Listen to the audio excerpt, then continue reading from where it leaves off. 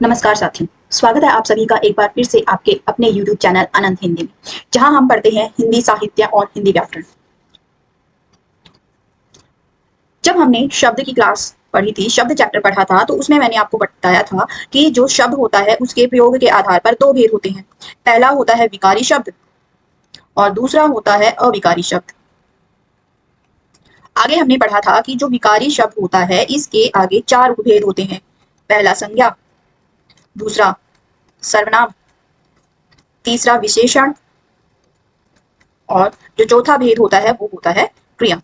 अब इन चारों में से हमने संज्ञा पढ़ लिया, सर्वनाम पढ़ लिया, विशेषण पढ़ लिया, लेकिन क्रिया अभी हमारा बाकी है। आज हम क्रिया नहीं पढ़ेंगे, आज हम पढ़ेंगे काल। अब आप बोलेंगे कि हम क्रिया क्यों नहीं पढ़ेंगे, हम पहले काल क्यों पढ़ेंगे? तो उसके लिए एक बात समझिए, हमने सबसे पहले क्या पढ़ा? संज्ञा। अगर आपको नहीं पता होता कि संज्ञा क्या होती है, आप संज्ञा को जानते ही नहीं है क्या है, तो क्या आपको जो सर्वनाम का चैप्टर है, सर्वनाम का टॉपिक है, वो समझ आता? बिल्कुल भी नहीं। अगर आपको नहीं पता होता कि सर्वनाम क्या होता है, संज्ञा क्या होती है, क्या आपको सर्वनाम समझ आता, समझ पाते आप?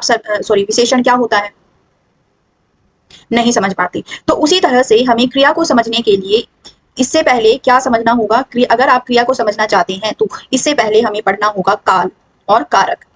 ये दो चैप्टर पढ़ने के बाद आप क्रिया को आसानी से समझ सकते हैं। तो इसलिए हम आज क्रिया ना पढ़कर क्या पढ़ने वाले हैं? काल पढ़ने वाले हैं। तो चलिए शुरू करते हैं। काल।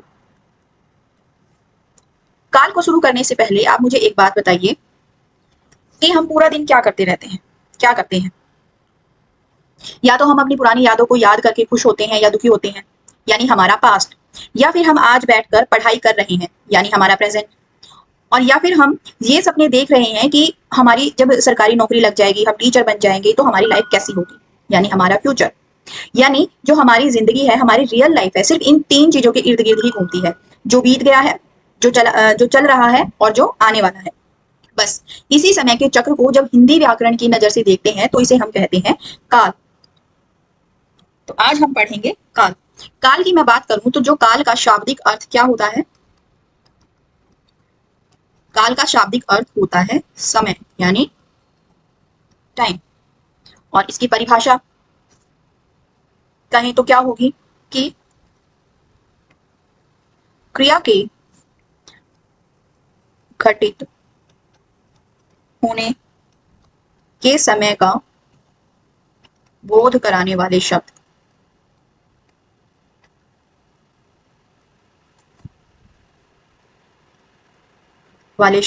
काल कहलाते हैं। क्रिया क्या होती है? काम, यानी कोई काम किस समय हुआ है, जब वो हमें बताए, समय का बोध हमें कराए, काम के होने का समय हमें बताए, वो होता है काल। जैसे राम स्कूल जाता है, ये क्या है? वर्तमान काल है। राम स्कूल गया, भूतकाल। और राम स्कूल जाएगा, यानी भविष्यत काल। जो पहला वाक्य है उसमें हमें पता चल रहा है कि राम अभी इस समय स्कूल जाता है, ये उसका डेली रूटीन है, ये इसकी दिनचर्या में शामिल है, तो ये क्या है? ये वर्तमान काल है। दूसरे वाक्य में हमें पता चला कि राम जो है वो बीते हुए समय में स्कूल गया, चला गया है, तो वो क्या है? वो है भूतकाल। और तीसरा जो वाक्य है इसमें हमें पता चला कि जो राम है वो आने वाले समय में स्कूल जाएगा, नहीं जाने वाला है, तो वो होगा भविष्यत काल। तो यहां से हमें पता चला कि जो काल है उसके तीन भेद होते हैं। काल के भेद, काल के कितने भेद होते हैं? तीन। कौन से? पहले होता है भूतकाल, दूसरा वर्तमान काल, और तीसरा भविष्यत काल। आप भविष्य काल भी कह सकते हैं इसे, लेकिन जो भविष्यत होता है वो इसका शुद्ध रूप होता है। तो भूतकाल जो होता है इसके 6 उपभेद होते हैं, वर्तमान काल के 5 उपभेद होते हैं, और भविष्यत काल के 3 उपभेद होते हैं। अब हम इन्हें आगे एक एक करके पढ़ने वाले हैं। इनके सभी जो काल के भेद हैं और उपभेद है, सबको हम इसकी परिभाषा और उदाहरण सहित पढ़ेंगे। तो सबसे पहले हम बात करते हैं भूतकाल। भूतकाल क्या होता है? भूतकाल क्या होगा, इसको अगर हम तोड़कर पढ़ेंगे तो भूत प्लस काल। भूत का मतलब क्या होगा? यहाँ पर बीता हुआ, जो गुजर चुका है। और काल का मतलब क्या है? समय। तो भूतकाल का शाब्दिक अर्थ क्या हुआ? बीता हुआ समय। इसकी परिभाषा की हम बात करें तो जिस क्रिया से या क्रिया के जिस रूप से कार्य के बीते हुए समय में होने का पता चले, बीते समय में होने का पता चले, उसे कहते हैं भूतकाल। यानी जो हमने अभी उदाहरण देखे थे उनमें हमने देखा कि राम स्कूल चला गया, राम स्कूल गया। यहाँ से हमें क्या पता चला कि जो राम है वो बीते हुए समय में स्कूल चला गया है, यानी क्रिया, राम ने जो क्रिया की है स्कूल जाने की वो कब की है? बीते हुए समय में, यानी पास्ट में की है। तो यहाँ पर कौन सा काल हुआ? भूतकाल हुआ। ऐसे बहुत से एग्जाम्पल आप देख सकती हैं, जैसे सीता ने भोजन बनाया। सीता ने भोजन बनाने की क्रिया कब की? भूतकाल में की। तो क्या पता चला हमें? यहाँ पर जो है वो भूतकाल है। तो भूतकाल जो है, भूतकाल के 6 भेद होते हैं, अभी मैंने आपको बताया था। तो वो 6 भेद हम देख लेते हैं, भूतकाल के भेद।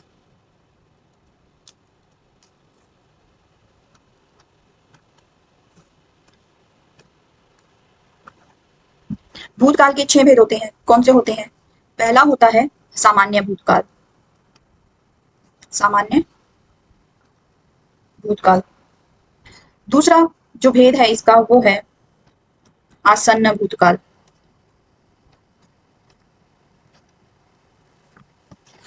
तीसरे भेद की अगर मैं बात करूं तो तीसरा जो भेद है इसका वो है पूर्ण भूतकाल, पूर्ण भूतकाल। चौथा भेद है संदिग्ध भूतकाल।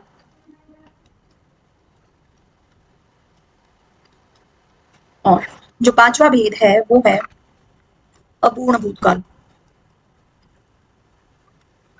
और भूतकाल का जो आखिरी भेद है वो है हेतु हेतुमद भूतकाल।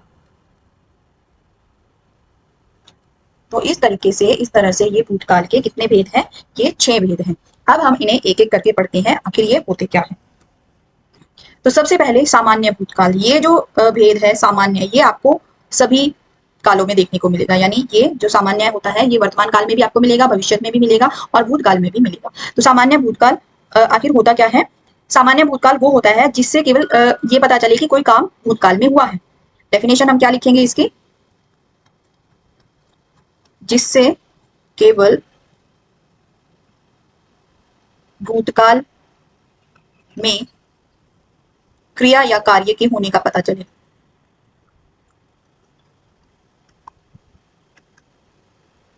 वो होता है आपका सामान्य भूतकाल। जो सामान्य भूतकाल होता है इसे आप कैसे पहचान सकते हैं? सामान्य भूतकाल में आपको क्या देखने को मिलेगा? आपको जो वाक्य होता है सभी वाक्यों में आपको क्रिया देखने को मिलेगी। तो आपको कैसे पता चलेगा? देखिए, जब भी हम क्रिया पढ़ते हैं या फिर काल हम पढ़ते हैं या आप कारक पढ़ते हैं, तो इन तीनों को पहचानने के लिए हम कहाँ देखते हैं? हम वाक्य के अंत में देखते हैं। क्या वहां से हम पता लगा सकते हैं? और ये जो तीनों ही शब्द बने किससे हैं? ये क्री धातु से बने हैं, जिसका अर्थ होता है करना या होना। तो आपको सभी वाक्यों में क्रिया देखने को मिलेगी। ठीक है, तो आप जाएंगे वाक्य के अंत में। वाक्य के अंत में क्रिया है, क्रिया के साथ आपको क्या मिलेगा? आ, ए और ई, ये आपको मिलेंगे। ये सबसे पहली पहचान। दूसरी पहचान है इसकी कि इसके साथ कोई सहायक क्रिया नहीं होती। ये सहायक क्रिया क्या होती है? सहायक क्रिया आपको देखने को नहीं मिलेगी। जैसे हम इंग्लिश में पढ़ते हैं helping verb is am are, ऐसे ही जो सहायक वर्ब होती है, सहायक क्रिया होती है हिंदी में, जैसे है, था, थे, थी, ये क्या होती है? ये सहायक क्रिया होती है। तो इस सामान्य भूतकाल में सहायक क्रिया का प्रयोग नहीं किया जाता है। जैसे था, थे, थी या है, हैं, ये होती है आपकी सहायक क्रिया, ये आपको देखने को नहीं मिलेगी। इसके उदाहरण हम देख लेते हैं। राम स्कूल गया। तो आपको क्रिया देखना है, क्रिया कहाँ मिलेगी आपको? वाक्य के अंत में। तो ये है क्रिया, यहाँ पर गया। क्रिया के साथ आपको क्या देखने को मिल रहा है? यहाँ पर आ मिल रहा है, यानी, और हमने यहाँ पर देखा कि जब वाक्य में क्रिया के वाक्य में अंत में क्रिया के साथ आ होता है तो वहां सामान्य भूतकाल होता है। दूसरा उदाहरण देखते हैं कि बच्चे स्कूल गए। वाक्य के अंत में क्रिया के साथ क्या आया? ए। ऐसे ही सीता स्कूल गई, वाक्य में क्या आया? ई। तो यहाँ से हम पहचान पा रहे हैं कि ये जो वाक्य मैंने लिखे ये किसके उदाहरण है, ये सामान्य भूतकाल के उदाहरण है। अब जो दूसरा इसका भेद है वो है आसन्न भूतकाल।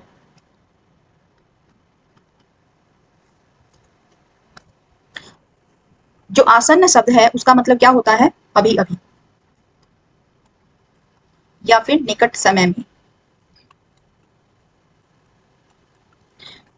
इसकी परिभाषा की मैं बात करूं तो यानी जिस क्रिया से या क्रिया के जिस रूप से कार्य के अभी अभी समाप्त होने का पता चले, अभी अभी निकट समय में।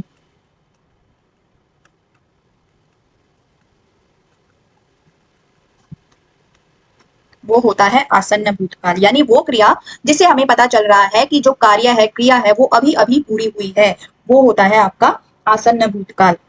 इसकी पहचान आप कैसे कर सकते हैं, पहचान में आपको क्रिया के साथ, वाक्य के अंत में क्रिया के साथ आ, ए, ई ये देखने को मिलेंगे और इनके साथ आपको सहायक क्रिया मिलेगी। सहायक क्रिया कौन सी है और है, तो ये होती है उस आसन्न भूतकाल की पहचान। एग्जाम्पल हम देखते हैं, जो उदाहरण है, जैसे राम स्कूल गया है।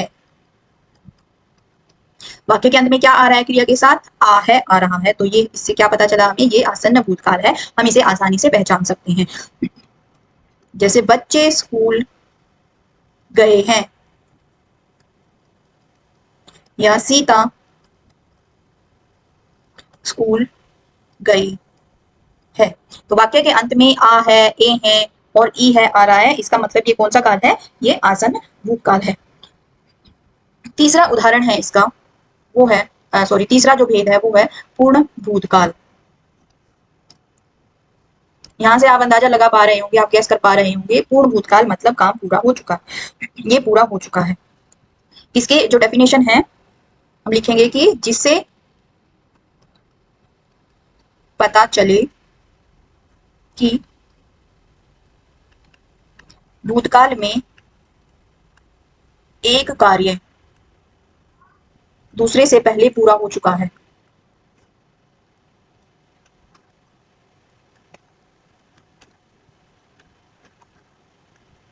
यानी जो पूर्ण भूतकाल है इसमें आपको टोटल 2 क्रिया मिलेंगी। और जैसे एग्जाम्पल से, उदाहरण से हम समझते हैं कि मेरे पहुंचने से पहले वह जा चुका था। 2 क्रिया आपको देखने को मिल रही है, 2 काम, एक तो क्या पहुंचना, मेरा पहुंचना, और दूसरा क्या उसका जाना। यानी मेरे पहुंचने से पहले, मेरे पहुंचने से पहले कौन सी क्रिया पूरी हो चुकी है, वो जा चुका है, उसका जाना था जो, वो काम पूरा हो चुका है, वो क्रिया पूरी हो चुकी है, तो ये क्या है आपका पूर्ण भूतकाल है। दूसरा उदाहरण हम देखते हैं कि वर्षा होने से पहले, वर्षा होने से पहले किसान खेत जोत चुका था। यानी वर्षा आई उससे पहले किसान अपना काम पूरा कर चुका था, तो वहां पर आपका होगा पूर्ण भूतकाल। अब बात करते हैं हम चौथे भेद की, जो है संदिग्ध भूतकाल। संदिग्ध का मतलब क्या होता है, संदेह है, डाउट है। डाउट किसमें है कि कोई क्रिया हुई है या नहीं है, हम श्योर नहीं है, हम निश्चित रूप से नहीं कह सकते। तो इसका जो डेफिनेशन होगी क्या होगी, जिससे, यानी क्रिया के जिस रूप से, जिससे भूतकाल की क्रिया, भूतकाल की क्रिया के होने में संदेह हो।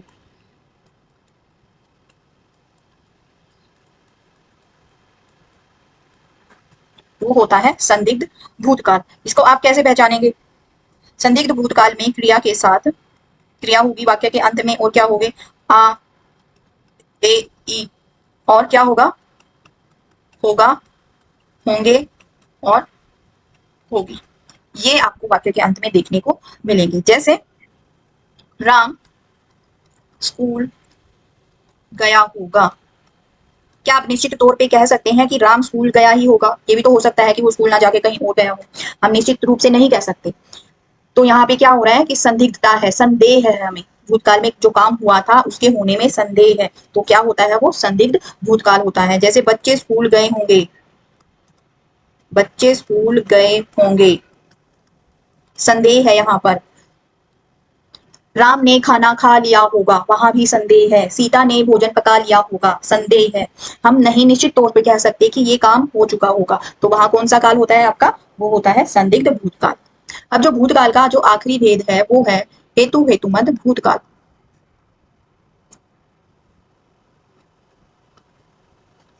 हेतु का अर्थ क्या होता है, हेतु का अर्थ होता है क्या, कारण, रीजन। ये जो काल होता है ये क्या होता है, ये शर्तवाची होता है, यानी कंडीशनल होता है। क्रिया के होने में यहाँ पर क्या होती है, एक कंडीशन होती है, शर्त होती है। और इसे आप कैसे पहचान सकते हो कि वाक्य के शुरुआत में आपको यदि देखने को मिलेगा और वाक्य के बीच में आपको तो देखने को मिलेगा। यदि और तो का प्रयोग इसमें किया जाता है। जैसे यदि तुम आते, यदि तुम आते तो मैं मिलता। यहाँ पर क्या हो रहा है कि मेरा मिलना किस बात पे डिपेंड करता है, किस बात पे निर्भर है, तुम्हारे आने पर। दूसरा उदाहरण देखते हैं कि यदि वर्षा होती तो फसल अच्छी होती। फसल अच्छी होती, तो इस वाक्य में फसल का अच्छा होना किस बात पर निर्भर है, वो वर्षा के होने पर निर्भर करता है। तो यहाँ पर क्या है, यहाँ पर शर्त है कि अगर फसल अच्छी होनी है तो उसके लिए वर्षा का होना बहुत जरूरी है। जैसे अगर तुम परिश्रम करते तो सफल जरूर होते। आपका सफल होना किस बात पर निर्भर है, आपके सफल होने के लिए क्या शर्त है कि आपको परिश्रम करना होगा। तो वो ये होता है आपका हेतु हेतुमद भूतकाल। तो ये थे हमारे भूतकाल के 6 भेद। अब हमारे बचते हैं वर्तमान काल, उसके भेद, और भविष्यत काल और उसके भेद, जिन्हें हम नेक्स्ट क्लास में, नेक्स्ट वीडियो में कवर करने की कोशिश करेंगे। आज की वीडियो आपको कैसी लगी कमेंट करके जरूर हमें बताइएगा। वीडियो अच्छी लगी तो लाइक करिए, शेयर करिए अपने दोस्तों के साथ, और हाँ, हमारे चैनल को सब्सक्राइब करना मत भूलिएगा। तो मिलते हैं नेक्स्ट वीडियो में, तब तक के लिए धन्यवाद।